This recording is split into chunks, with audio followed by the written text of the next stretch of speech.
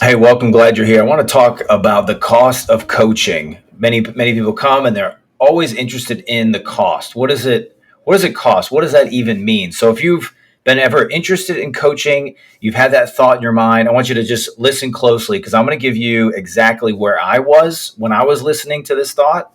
I'll give you scenarios of prospects that I've talked to in regards to this. And I'm also going to give you at the end just something to help your mind to begin to be able to get clarity, get courage, and be able to make decisions faster, especially as it comes into this area. So those of you that haven't subscribed, subscribe if you can, share it. I'd love for you to know more about these things that is designed to increase your income, your impact, and your purpose. And let me quickly just start here because those of you that are new, you're coming on. Hey, why do I do this? I do this because I believe I'm called to prepare people for the end in mind. This question right here, what is the cost of coaching? I remember, I'll tell you a quick story about when I was first starting to get into this world of coaching. What did it look like? Right? What did I have to spend? What were these thoughts that were going into my head? And at the time, I had kids, married, and every expense mattered. Okay. I was making over six figures, but every expense mattered. And so maybe that's where you're at right now, that every expense matters and you got to be careful. But you also got to remember that as you study those that become wealthy, there's a big difference between the where you are and where you want to be, right? The wealthy or the middle class, they save money. That money is just going to sit there and they're going to save it and they're going to save it. And just as you know, more money is printed, which means your money continually goes down in value. And so wealthy invest money to make more money. Invest money to make more money. Sure. Do they invest in stock markets? Do they invest in mutuals? Do they invest in 401s? All of those things are investing in that. However, it's all about cash flow. Cash flow is king.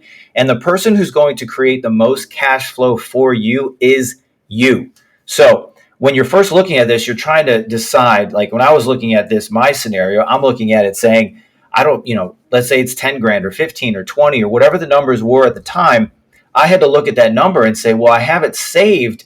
Am I willing to take that money and use it? And here's a few things that you probably are hearing when it comes to value or investment of yourself. For me at that time, in that scenario, I did not believe in, I believe that the coaching course or the coaching things would do what they were supposed to do. I just wasn't really sure that it would work for me when I was in those scenarios in those states. And why did I not believe that it worked for me? Well, there's a few reasons. One of the reasons was it was my mindset. My mindset was very much conditioned into saving money, being responsible for my family, being able to provide, even though I had, more than six figures in the bank, even more than that at times. And I was very much aware of that. And I would look to do whatever I could to not spend money on anything that was going to be classified for me. Sure. Did I go spend money on other things? Did I spend money on vacations? Yes, all of those things are in there. However, I want you to think about it like this. How much could you invest or what is it costing you? Here's the question. Here's the scenario. This is the one that really hits. What is it costing you to remain the same versus what is it costing you to invest something into yourself for coaching and be able to have the dream result you want? More freedom for your family, more ways for you to be generous, more cash flow, more of those things, right? So you look and say, am I going to spend, let's say it's, 15,000. Am I going to spend 15,000 to do that? Or am I going to stay the same? And so when I had a client come to me recently, this is exactly what we talked about. They said, well, look, I'm making about 10, 12 a month. I want to make 40. I said, have you made 40 in a month before? They said, yes. I said, okay. I said, well, let's build this plan out. We're going to get you to 40. We're going to be able to do that stuff. You can have freedom for your family, more ways to be generous, all of those things. I said to them, we get to the end and they were unsure. They were undecided.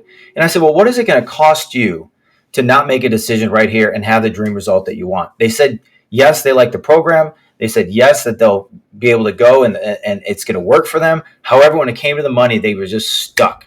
And here's the cost of not making that decision. This is the easiest way to break it down. If you're making 10, you want to make 40, it's costing you the difference of that.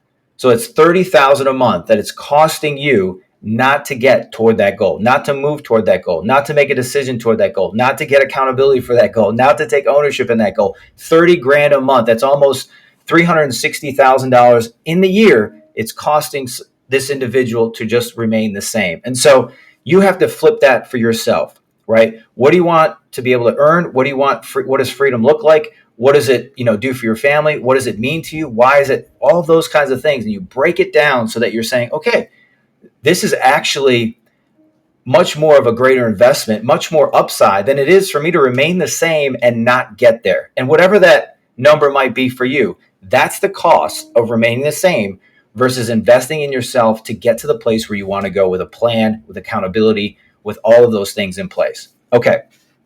One more thing.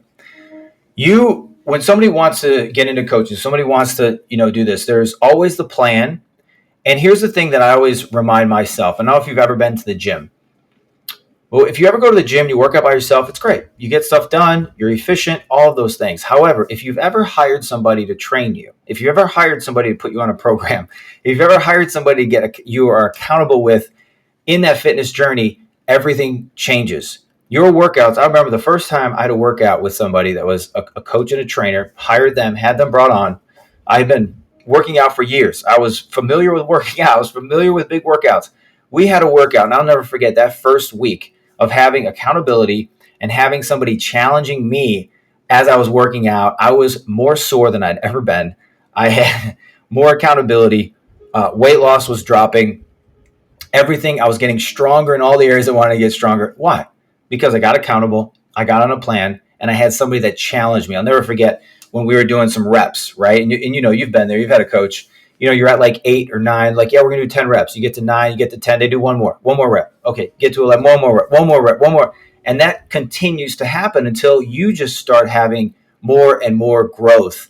And that's in the fitness area. The same rules apply in your mind, with your energy, with your accountability, with your relationships, with your ownership, with your vision. All of those things, as they get challenged, you get growth. And remember, the number one thing of winning is that it's uncomfortable.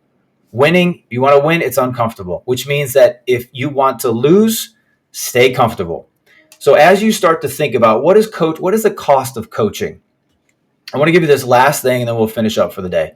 And it's simply this. It's a mindset upgrade, and it's a way for you to be able to get out of a negative cycle or get out of just a small-minded thinking. It's 3 things that I use frequently. I just used it recently when I just felt bombarded with all sorts of things that were not abundant thinking, not overflow thinking, not more than, I was thinking small. And I stopped. I got up from my computer. One of the greatest things you do is just get up from your desk and go for a walk. And I started going on a walk. It was 1 mile. It was 2 miles. And as I was walking, so the first thing is you got to change your state. You got to change where you are. You can't just sit there and just kind of think your way through it. Get the body moving. Use your body to begin to use those endorphins to get pumping. Get the happy pills going. Why? Your state is going to change, which is going to change your story. So as I was walking, I started getting new stories, new ideas, new thoughts, new thinking about what I wanted to do, how I was going to do it. I began to see possibilities and opportunities as as my state changed, my story changed, which also changed my strategy. I wasn't just looking at it from one angle. I moved. I saw it from a different angle. I moved again. I saw it from a different angle. And all of a sudden, something that seemed to be so problematic became an opportunity, not just for growth, but more and more for business and more opportunities to be able to reach out to people. And so when your mind begins to get trapped in that area, one last thing. Look, YouTube is great. YouTube University is great.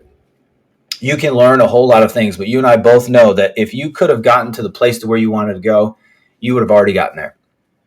My hand is up. I did the whole thing, did all the YouTube videos, downloaded everybody's free whatever. And you know what? I still wasn't at the place where I wanted to get. And so if that's you, if you're in this state, you're trying to do everything you can, I just want to give you some hope. Look, you investing in yourself is one of the greatest things you can do. Why? Because you're creating in the likeness and the image of God. What does that mean? It means you're literally telling God, I want you to bring me to these places that you have in my heart, and I'm actually going to invest this energy that you've given to me, this money. Time and energy is money. I'm going to take the time and the energy that's now translated into funds and money. I'm going to invest it into myself. I'm going to invest it into the image of God that you created me to get to places that I've never gone, to do things I've never done before. I've got to take actions on those things to be able to get there. You can't keep doing the same formula and think you're going to get a different result from that formula. So that's today about the cost of coaching. What is it? What does it feel like? What does it sound like? And I know it may seem overwhelming and all of those things. And I just want you to know that I've been there as well. And the first step that you take is always some of the hardest steps. Face your fear, face your fears of money. There's plenty of money in the world. There's plenty of money of it. They keep printing it all the time. So there's plenty of it. It's now about using it, investing in it, and doing the thing that you know you're called to do. So I want to root for you. I'm praying with you. God bless you. I believe that if you need anything or curious more about this, the link's below. Schedule a call. Let's talk more about it. It's great. Let's get a purpose blueprint for you so you can increase your income, your impact, and your purpose. Why? So you can have that freedom with your family. So you can have more ways where you can be generous. So you can live a fulfilled life. So you can look at the end of the road and the Lord looks at you and says, "Well done, good and faithful servant." God bless you. I'll see you next week.